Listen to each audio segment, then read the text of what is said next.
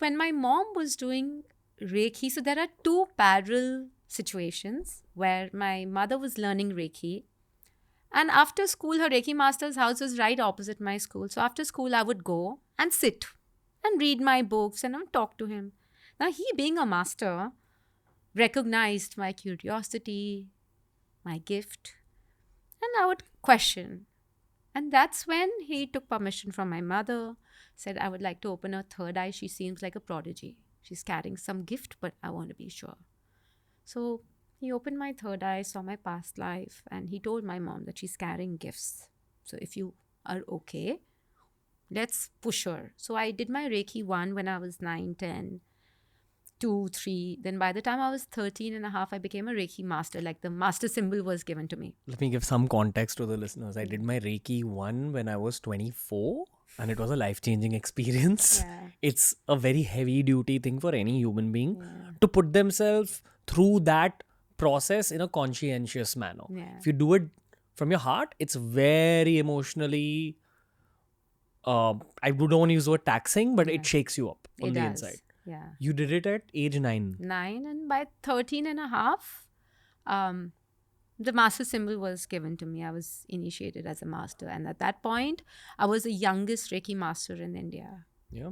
Again, only people who've either received a Reiki session or who know how to give Reiki or have gone through a Reiki course understand its power. True. Otherwise, you'll always dismiss these things. True. Because it's just difficult for the human mind to fathom that there can be an energy exchange between two bodies in that manner. Yes.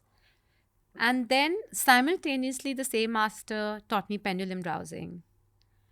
And we would talk a lot of things. What is pendulum browsing? Pendulum dowsing is basically you use a metal pendulum to answer questions like yes, no. And you channel.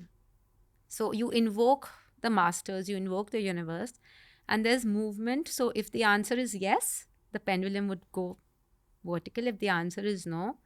So it's more like you connecting with the universe and saying that give me messages through pendulum. Because again, when you get initiated into anything, you will not hear messages like the way I hear them right now.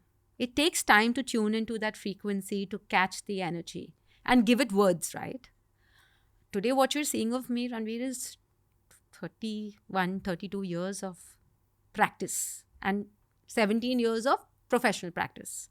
That's why I'm so quick with my readings. Do you not get drained? I used to, but also coming back because I'm a healer. Now, not all healers are psychics and not all psychics are healers. So on the way again, I think my master kind of envisioned me doing all of this. That's why he prepared me at a very young age. And then he waited. He told me, Tamanna, now once you finish your 10th, I will initiate you. So the day my 10th exams got over, after 4 days, I was put into a very rigorous psychic enlightenment process, initiation, what we call.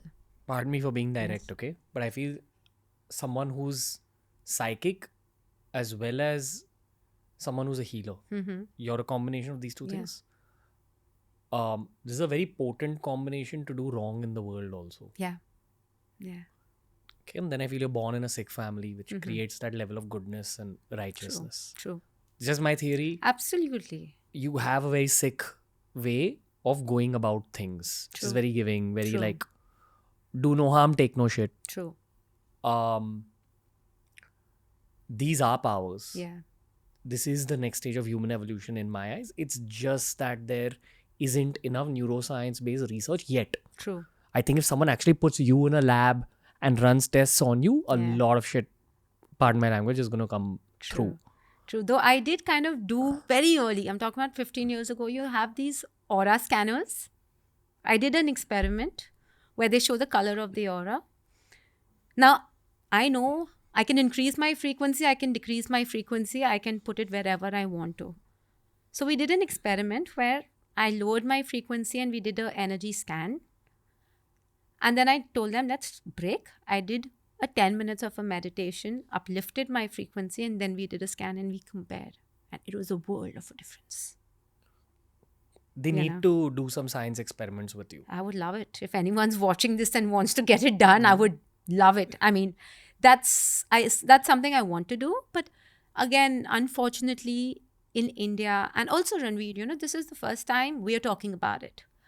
I've not really exposed myself to podcasters and interviews. I've been covered a lot, but that's only what I do, which is psychic, and my workshops I do, or what I do professionally. No one's really asked me questions about my personal journey, my personal gifts, and what I do, or what I can do. I can do 50 things, but professionally, I'm only doing those 2 or 3 things because that's what people need out of me. Okay.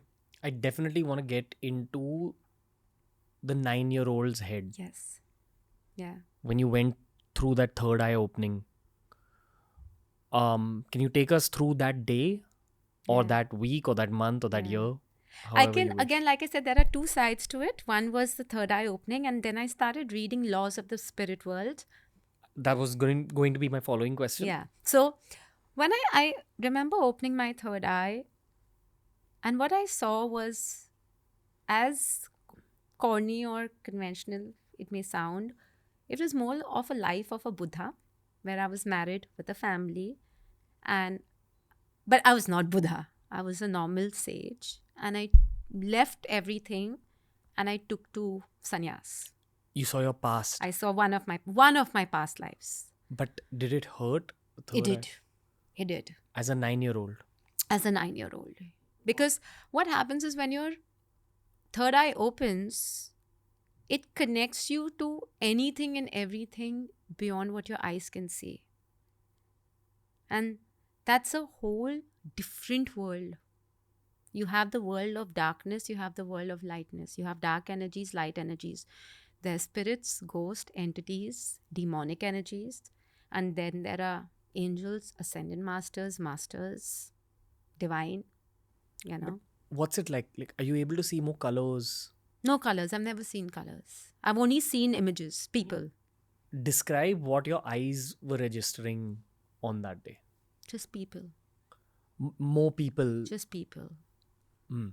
Like, at one point, I could see 2,000 people, spirits, energies in that wake. On the ground? Yeah. Or flying around? No, on the ground. They don't fly. Spirits don't fly. Entities don't fly. They say how they say, na sab idhar hai. It's truly sab idhar hai. It's all here. That master opened your third eye by some process. It hurt. It hurt. And when you opened your eyes again, you were able to see more people. I was able to see more people. I was able to see a lot more with eyes shut also. Like what? I went through a lot of psychic attacks, tantric attacks. If I'm sleeping, my soul, someone trying to capture my soul, someone trying to strangle me. As a 9-year-old? As a 9-year-old, 12-year-old. How do you protect yourself then? So that's when I went to my master and I started explaining to him. And that's when he told me a lot of healing techniques, energy scanners, how inside your rooms, put energy scanners at the door, how to protect the room, how to invoke divine light, how to cut cords, how to check if your authentic spirit is inside the body. Because your authentic spirit is more powerful, right? Because the minute your spirit leaves the body, you can have a walk-in. You can have an entity attack. You can have a psychic attack. So you need to ensure that the physical safety of your body is taken care of before you try any kind of astral. Absolutely. Absolutely. Now, walk-ins are very different from entities and possession. Walk-ins can be positive as well, where they'll just come replace your body till the time your soul doesn't come back. And when it comes back, they leave. Entities continue staying in your body even after the souls come back. So your soul and that entity's soul is inside your body together. Yeah. And this is a very common phenomenon. People, something latches itself on. It's like a leech. Gotcha. And they just drain you out. What about that positive version of things when like a positive being stays in your body? You are then downloading powerful information. Like, I've seen Mahadev Shiva. I've felt his hug. At one point, I used to channel with Kuan Yin, Buddha. And it's all there on my blog. I stopped blogging long time ago, but I'm talking about 13 years ago. Blogspot hota tha, remember? There used to be. So on that I had, and I used to talk about Mahavtar Baba, Kuan Yin, whoever would come, there would be a message for the universe. What the cosmic is going through, what the collective consciousness is going through, and I would download that information. Could it be a lower higher being? As in a higher being, which is not a god, not a fully evolved master, but like something like a Gandharv. Yeah. It could be that. It could be that also. A very important role was my Dada when he passed away. After that was when my entire personal to professional spiritual transformation happened. He pushed me into it. Because at that point, I had never taken this up. I'm talking about in 2007, 8. If at the age of 21, I came out of the closet saying I'm a psychic. It was not a profession. And even now, people are shocked. Oh, is this your full-time profession? You know, when people are looking for my appointments, you know, and my assistant's like, okay, there's a waiting. They actually ask, but why is she so busy? It doesn't occur to them that this is a full-time profession, you know. But back in the day, 17, 18 years ago, no one had done, it was unheard of, right? There were only astrologers. Hey, if you enjoyed today's clip, make sure you check out all the other clips we've uploaded on this channel. You'll find a clip related to almost every single topic as long as you're willing to search for it.